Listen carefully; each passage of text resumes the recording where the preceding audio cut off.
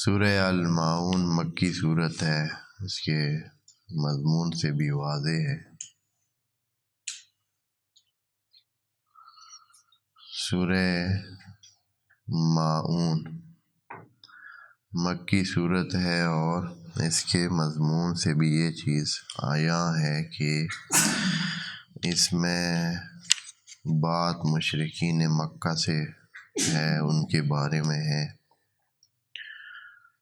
امام محمد باقر علیہ السلام سے نقل ہے کہ جو شخص اس سورت کو اپنی فرائض اور نوافل میں پڑھے، نماز جو پڑھتے ہیں تو فرائض میں یا نوافل میں اس سورت کو شامل کریں، اس کے نماز اور روزے قبول ہوں گے اور اس کا حساب نہ ہوگا یوم قیامت اس کو بغیر حساب کے جنت میں بھیج دیا جائے گا۔